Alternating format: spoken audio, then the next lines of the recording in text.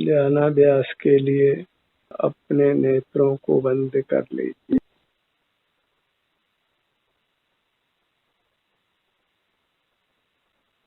आपका सुख आपके बाहर नहीं है, इसलिए नेत्रों को खोलना वृथा है, नाना कष्टों का कारण है।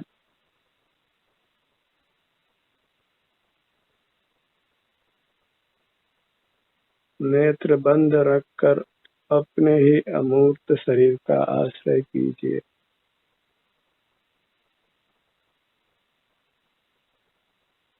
इसी से आप स्वाधीनता से अपने उत्तम सुख को पाते हैं,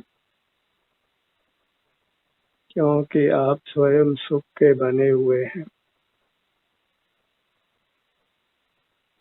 अनादि से यह जीव सूक्ष्म मूर्त कर्मों से बंधा हुआ है। पुण्य कर्म के उदय में अनुकूल सामग्री मिलती है, दुख निवृत्ति के कारण मिलते हैं और हमें उनके प्रति राग हो जाता है। पाप कर्म के उदय में प्रतिकूल सामग्री मिलती है, हमको उनके प्रति द्वेष होता है। इस प्रकार भले ही पुण्य कर्म का उदय हो या पाप कर्म का उदय हो, हमें बाह्य सामग्री के प्रति राग अथवा द्वेष होता है। राग द्वेष ही पुनः मूर्त कर्म के बंधन के कारण होते हैं। इस प्रकार हम अनादि से कर्मों से बंधे हुए संसार में नाना दुखों को भोग रहे हैं। हमें पुण्य और पाप दोनों ही कर्मों को मूल से उखाड़ना है, नष्ट करना है। पाप कर्म को तो सारा जगत ही बुरा जानता है, पर पुण्य कर्म जिसके उदय से अनुकूल सामग्री मिलती है वह भी बुरा है, क्योंकि वह भी बाह्य सामग्री के प्रति राग का निमित्त होता है और पुण्य कर्म का उदय सदा नहीं होता है। अपने ही अमूर्त शरीर के सन्मुख होने से दोनों ही कर्म नाश को प्राप्त होते हैं और फिर हमें किसी बाह्य पदार्थ के प्रति राग अथवा द्वेष नहीं होता, दुख का कारण ही उपस्थित नहीं होता, फिर पुण्य कर्म के उदय की आवश्यकता भी नहीं रहती। इसलिए स्वाधीनता से अपने अमूर्त काया का ही आश्रय किए। भले अमूर्त काया में सुख हो या दुख हो, उसी का आश्रय करना स्वाधीन है और उसी से हम बद्ध मूर्त कर्मों से मुक्त होते हैं और शीघ्र ही परमात्मा पद को पाते हैं। पुण्य पाप कर्म के उदय के दो पाठ के बीच में रहना इष्ट नहीं हो तो बाह्य सामग्री से विमुख रहिए और पदार्थों से विमुख रहिए और अपने ही पावन अमूर्त काया जो सुख स्वरूप है उसके सन्मुख रहिए। अपने से ही सुख पा लीजिए जो अत्यंत स्वाधीन है।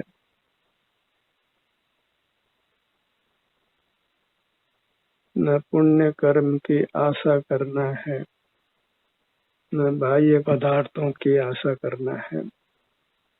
स्वाधीनता से अंतर्दृष्टि कर अपने मुहूर्त का ही आश्रय कर हमें बद्ध मूर्त कर्मों से मुक्त हो जाना है।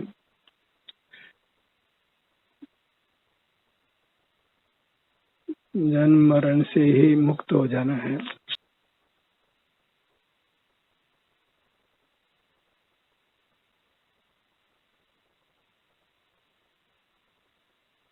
अनादि से चलते आए इस संसार को इस प्रकार समाप्त कीजिए।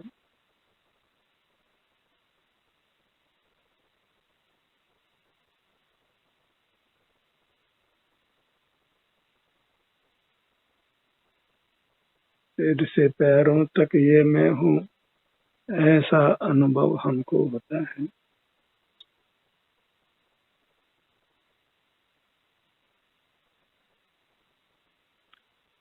सिर से पांव तक यही हमारा द्रव्य है, हमारी वस्तु है, हमारी निधि है, जिसके सन्मुख रहकर हमको सर्व मूर्त कर्मों के बंधन से मुक्त हो जाना है, संसार सागर के पार को उतर जाना है।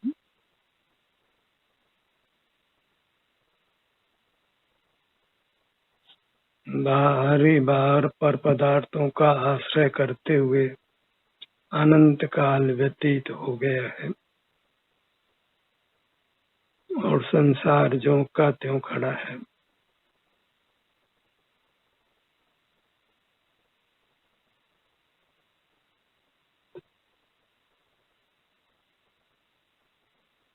सुख के लिए किसी पर पदार्थ की आशा नहीं करना है। आस पराई जो करे होते ही मर जाए। भले पुण्य कर्म के उदय में बाह्य पदार्थ हमारे दुख निवृत्ति में निमित्त हों, पर उन पदार्थों का सदा समागम होना संभव नहीं है, क्योंकि कोई पुण्य कर्म सदा रहता नहीं है।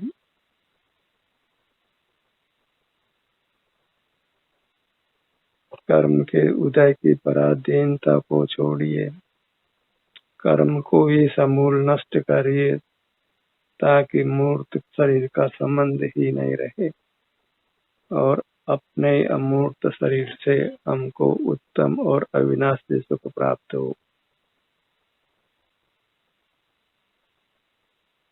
इस प्रकार सर्व पर आश्रय छोड़कर अपना ही आश्रय करना है। इसी से मनुष्य जन्म का पाना सार्थक होता है।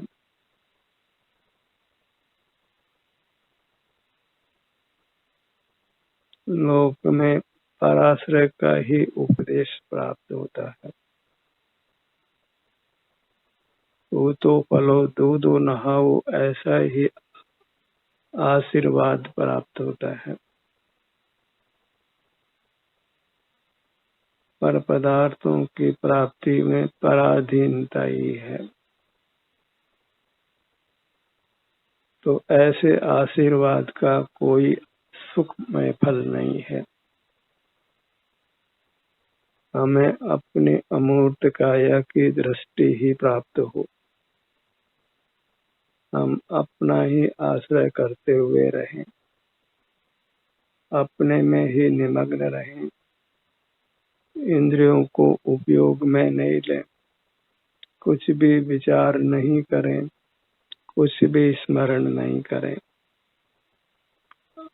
अपनी अमूर्त काया का ही संवेदन करें।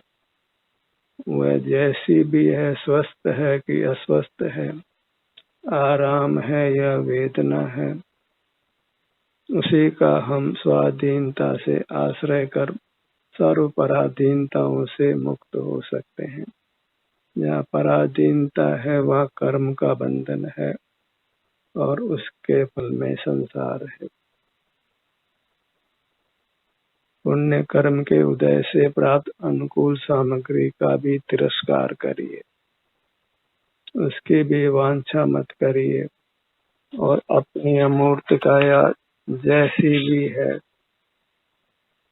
सरोग है या निरोग है, अभी वर्तमान में अनुकूल है या प्रतिकूल है, उसी का आश्रय करते हुए रहना है, क्योंकि वह हमारी है, वह हम स्वयं हैं और स्वयं का आश्रय ही स्वाधीनता कहलाता है और स्वाधीनता में ही सुख है।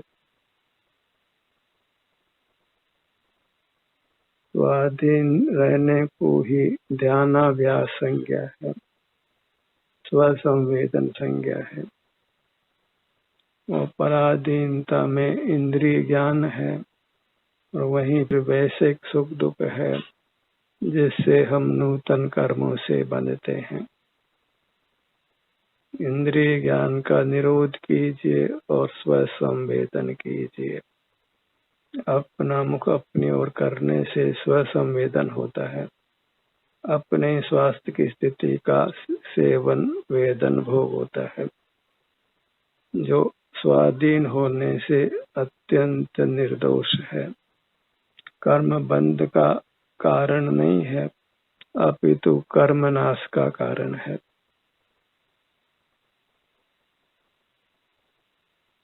अपने में ही उतर कर रहना है, अपने में ही बैठकर स्थिर रहना है। स्थिर हो बैठो अपने धाम, आऊं उतरूं रमलूं निज में, निज की निज में दुविधा ही क्या।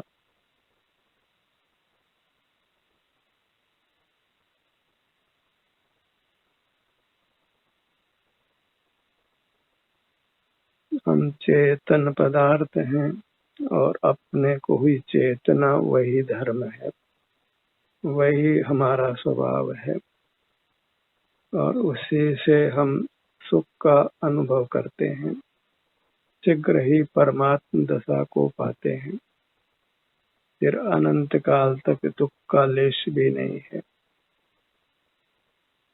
अपने मुद्रा को लक्ष्य में रखिए,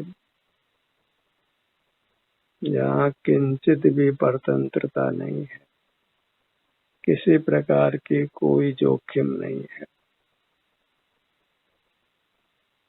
और अंतर्दृष्टि से जो भी कर्म के विपाक से कदाचित अप्रिय संवेदना है, उसको शांति से भोग लीजिए, क्योंकि वह हमारे ही बहिर्मुखता रूपी पाप का फल है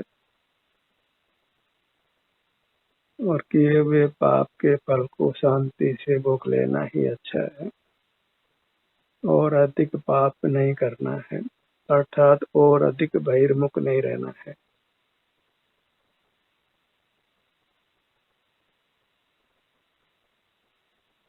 जब पाप का घड़ा फूटता है तो फिर बहुत घोर वेदना उत्पन्न होने का प्रसंग उपस्थित होता है। फिर आप प्रधानमंत्री हों कि राष्ट्रपति हों, तिल तिल कर आपके देह के खंड होने के कारण उत्पन्न हो जाते हैं। इसलिए लौकिक उच्च पदों की वांछा छोड़कर अपने अमूर्त काया, जो कि वास्तव में उच्च पदार्थ है, उत्तम पदार्थ है, परमात्मा रूप है, उसी का सादर आश्रय करिए, उसी की रुचि करिए। पर द्रव्य थे भिन्न आप में रुचि, यही उत्तम धर्म भला है। अपनी रुचि, अपने उत्तम पदार्थ की रुचि, अपने उत्तम अमूर्त काया की रुचि, जो निर्दोष है, शील रूप है, अपना स्वरूप में आचरण करना वही चारित्र है, जिससे हम अत्यंत वीतराग रहते हैं, नूतन कर्मों से बंधते नहीं और पूर्वबद्ध कर्मों से मुक्त होते हैं।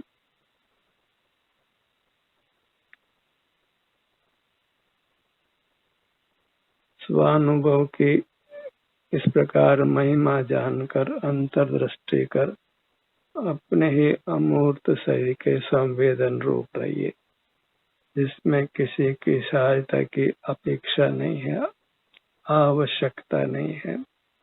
आपकी अमूर्त काया आपको सदा ही उपलब्ध है, अंतर्दृष्टि कर उसका अनुभव कर लीजिए और आपकी मुद्रा ही वास्तव में परमात्मा का रूप है। खुद ही खुदा है, नजर झुकाओ और देख लो। देख लो अर्थात उसका अनुभव कर लो, उसका आश्रय कर लो। अपने ध्यान को अपने मुखमंडल पर लाइए।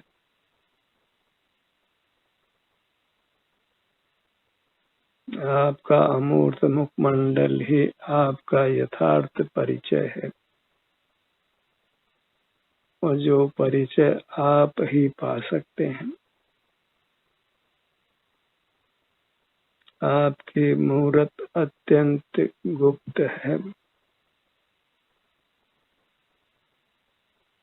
गुप्त रहकर ही अपने आत्मनिधि को सतत भोगिए। आपकी आत्मनिधि ही सुख निधि है। अन्य जो भी पदार्थ इंद्रियों से ज्ञान के विषय बनते हैं, वे सब मूर्त हैं, अचेतन हैं और सुख स्वरूप नहीं है। उनसे सुख होने का धोखा होता है, क्योंकि पुण्य कर्म के उदय में वे कदाचित हमको अनुकूल होते हैं। वे भले ही दुख निवृत्ति में अनुकूल हों, पर दुख उत्पन्न ही नहीं हो उसमें निमित्त नहीं होते। कहा भी है, prevention is better than cure. ध्यान आपको दुख से बचाता है, जबकि पुण्य कर्म का उदय आपको दुख आने पर दुख से बचाता है। तो दुख आना और फिर उसको बचाना, इससे अच्छा यह है कि दुख आए ही नहीं, आप दुख से रहित रहें। और पुण्य कर्म का उदय तो सदा आता भी नहीं है, कभी कदाचित वह दुख निवृत्ति में निमित्त बनता है, इसलिए उसका भरोसा नहीं करना है। लोग भले ही पुण्य कर्म बांधने का कितना ही उपदेश देते हों, पर उस उपदेश में कुछ भी सार नहीं है। हमें पुण्य और पाप कर्म दोनों से ही मुक्त होना है। बंधन कोई भी अच्छा नहीं है, स्वाधीन रहना ही अच्छा है। तोते को पिंजरे में भले ही काजू खाने को मिलते हों, अन्य स्वादिष्ट भोज्य सामग्री मिलती हो, पर बंधन तो बंधन ही है। तोते का अपने पंखों के साथ आसमान में विचरण करना, स्वाधीनता से ही आहार प्राप्त करके सुखी रहना, वही अच्छा है। पुण्य कर्म से हमको सुंदर स्वस्थ शरीर भी कदाचित मिले, पर बंधन तो बंधन ही है। और पुण्य कर्म भी शाश्वत नहीं रहता है। कदाचित शाश्वत रहता तो उसका रहना ठीक भी था, पर कोई कर्म शाश्वत नहीं रहता है। पुण्य और पाप कर्म बदल बदल कर उदय में आते हैं। राजा रंक हो जाता है और रंक राजा बन जाता है। मनुष्य मरकर पशु पक्षी हो जाता है और पशु पक्षी मरकर मनुष्य हो जाते हैं। इस प्रकार संसार में परिवर्तन होता रहता है, और कर्म का संबंध मिट जाने पर जीव सदा परमात्म रूप रहता है। फिर वहाँ कुछ भी हीनादिक परिवर्तन नहीं होता, सदा जीव उत्तम सुख का अनुभव करता है। तो हमें बस परमात्म दशा को पाना है, और उसमें किसी पर की सहाय की आवश्यकता नहीं है। आप ही अंतर्दृष्टि कर अपना ही अवलंबन करना है, अपनी अमूर्त काया को भोगना है। फिर वह अमूर्त काया स्वस्थ हो या अस्वस्थ हो, वेदना सहित हो या वेदना रहित हो, अपनी वस्तु अपनी ही है, और अपनी वस्तु के भोग में ही हम निशंक रहते हैं, शांति से उसको भोग पाते हैं।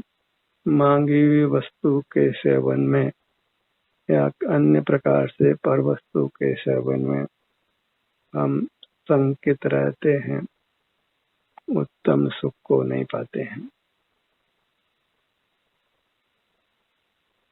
अपने ध्यान को अपने धड़ भाग पर लाइए।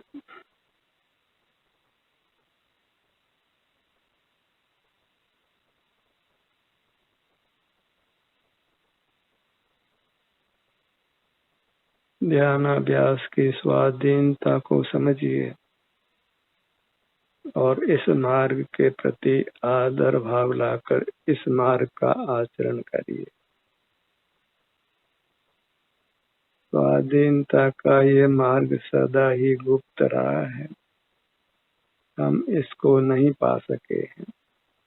अब इस उत्तम मनुष्य भाव को पाकर स्वाधीनता का ये मार्ग हमको उपलब्ध हुआ है, तो उस पर आचरण करना है।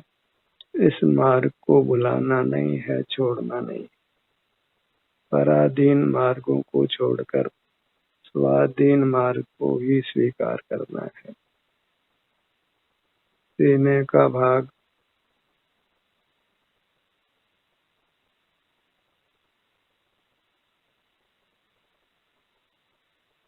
पेट का भाग, पीठ का भाग। यदि आप अंतर्दृष्टि करते हैं, अपने ध्यान को अपने ही स्थान पर लाते हैं, तो निश्चित ही आप रागादिक दोषों से बचते हैं, आकुलता से बचते हैं, निराकुलता होती है और निराकुलता को ही सुख कहते हैं। आत्म को हित है शिव, जो शिव आकुलता बिन कहिए। आकुलता शिव माही न ताते, शिव मग लाग्यो चाहिए। कर्मों के संबंध से मुक्त हो जाने को ही मोक्ष पाना कहते हैं। जिस मोक्ष में फिर किंचित भी आकुलता नहीं है, परतंत्रता नहीं है। अपने ध्यान को अपने दाहिने भुजा पर लाइए।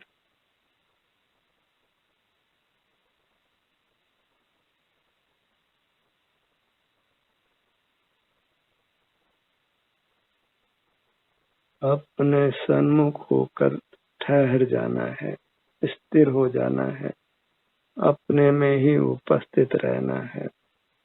वही स्वरूप की सावधानी है। सावधानी हटी और दुर्घटना घटी। जैसे ही हमने अपने स्वरूप की सन्मुखता को छोड़ा, वही बहिर्मुखता होती है, वही दुर्घटना है। क्योंकि उसमें फिर रागादिक दोषों की उत्पत्ति होकर आकुलता होती है और कर्मों का बंधन होता है। बंधन मुक्त नहीं होते। अपने ध्यान को अपने बाईं भुजा पर लाइए।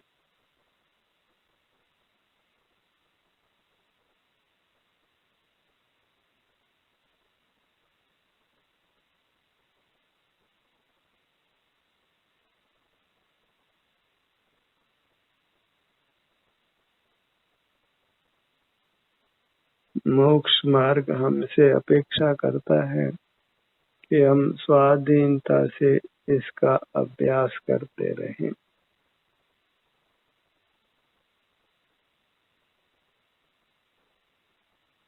आवश्यक बाह्य कार्यों से निवृत्त होकर हमको अपने सन्मुख रहना है, अपना ही संवेदन करते हुए रहना है।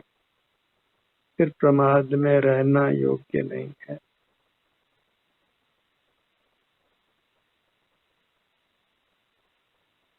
अपने में आकर ही विश्राम करिए।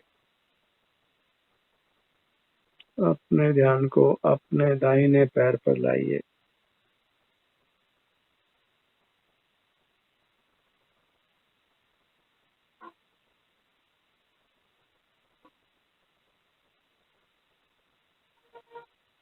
बायां पैर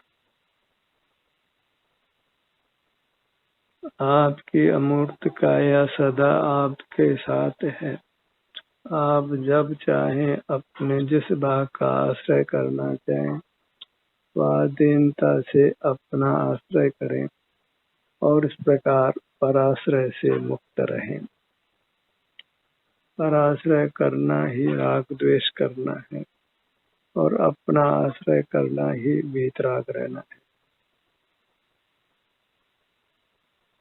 अपने दोनों पैरों को एक साथ अनुभव में लीजिए।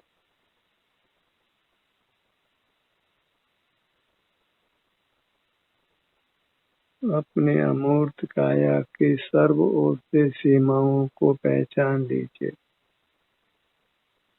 ऊपर नीचे बाएं दाएं आगे पीछे इन 6 दिशाओं में अपनी सीमा को पहचानिए।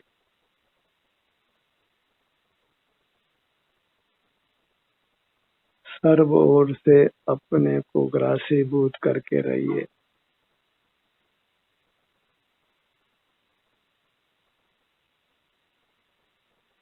इस मनुष्य जन्म को पाकर परमात्मा होने का बीज बो देना है और बीज बोने पर मोक्ष रूपी फल आता ही है।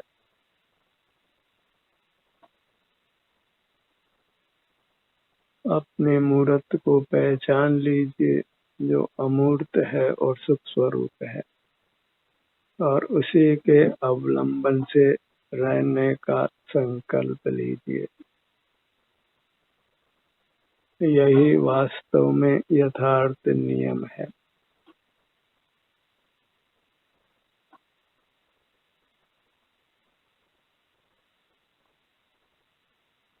बाह्य पर देवी देवताओं की पूजा करने में कुछ आत्महित नहीं है।